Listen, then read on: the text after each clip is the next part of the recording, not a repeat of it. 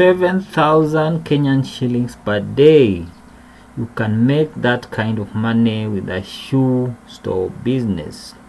So if you stick around till the end of this video, I'll be able to demonstrate to you how you can make this kind of money if you are in Kenya or any other part of the world. So welcome on board. My name is Wills, and if this is your first time on my channel, I share information that can be used for making decisions on business. If you are intending to start a business in Kenya, you can use this information to plan. You can also use this information to do your due diligence before uanze biashara ya kuuza viatu.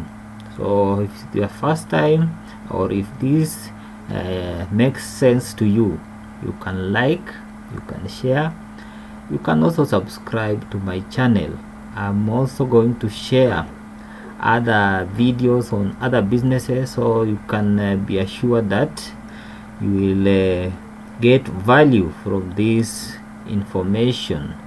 So without too much ado, let's dive into the video. So why a shoe store? Now, shoes are worn by everyone. Everybody wants to wear good shoes, and the demand is there. So you can be assured that people are looking for shoes, and you only need to position yourself where they can find you. Then another thing is that a shoe store is versatile. This means that you can operate a physical store. Unaweza kuwa na store yako Nairobi CBD, or Kisumu CBD, or Eldoret CBD, or Mombasa CBD, and you can also put your business online. Online means you can have your store on Instagram, you can have your store on Facebook, and you'll be able to get customers. So I'll just talk briefly about how to organize your store based on my research and observations. So most of the stores are designed in such a way that there is an empty space in the middle of the room, and the shoes are displayed on shelves. Okay, so if you can see from this store on the right, we have these shoes well displayed. This is very important. When customers are coming into your store, they want to see this display. You can also have this other design here where the shoes are put together. Okay, so you can also learn more about that on YouTube, how to organize your store. Then I'll also talk about my analysis of this business. You also need to analyze this business so that you know what are the risks that are involved. So the number one strength is that the demand of shoes is still high. With the growing urban population in Kenya, the demand for shoes is very high. We also have other towns in the country, Mombasa, Nakuru, and so on. We have population that is growing. Okay, then another strength is that the profit margins are good. For example, I'll just give one example. You can buy a sports shoe at 1,500 and go and sell the same shoe at 3,000 shillings, depending on where you are selling it. Okay, then opportunities, you can expand this business if your brand is strong.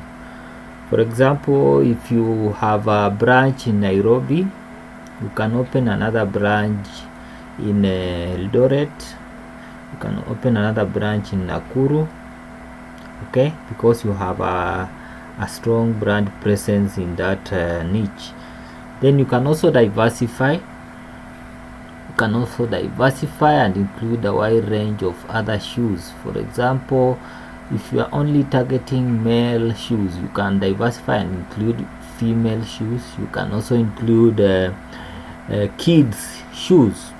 Okay, then you can also form partnerships. Apart from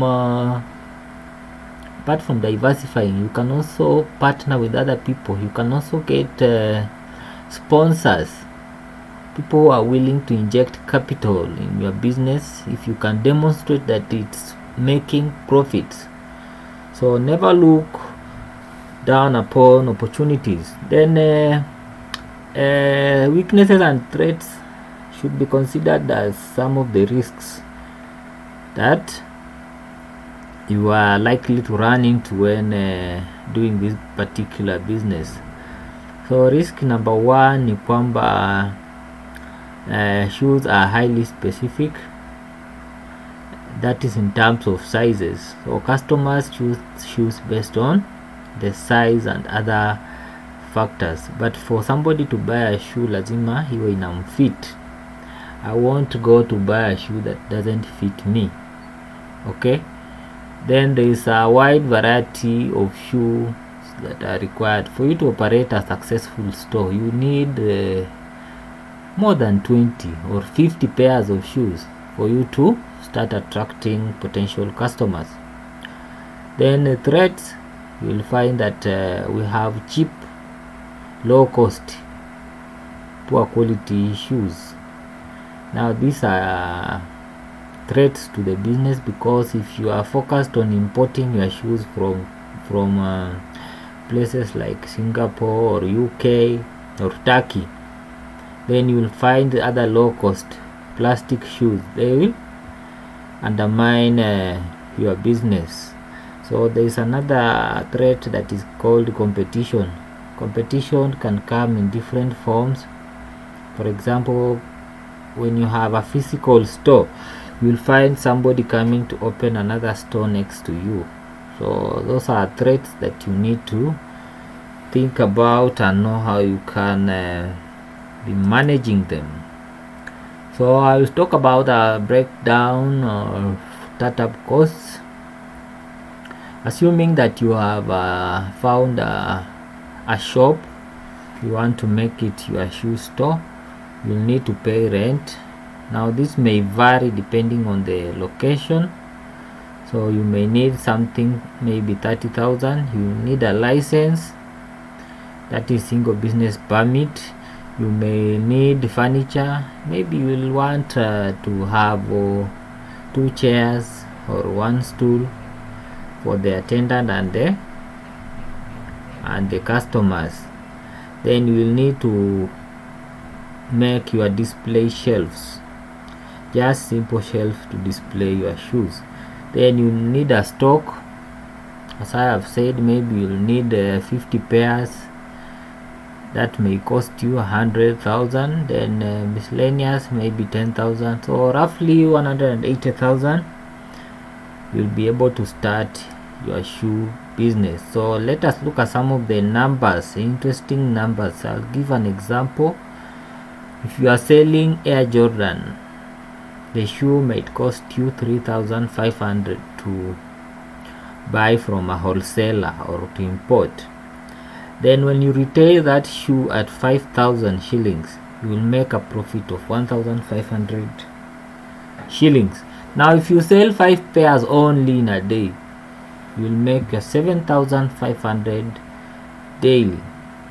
Okay, so you take 500 shillings, you pay your attendant, the shop attendant, and you pocket the remaining profit of 7,000 shillings. As simple as that. So success tips that you need to put into consideration. Number one, you need to identify a good supplier. If you are intending to keep your margins high, you need a good supplier of these shoes. You need to identify a good supplier from places like Turkey or Singapore, and then you use the shipping agents. Don't import directly yourself. Use shipping agents, as they will be able to handle issues about taxation and so on.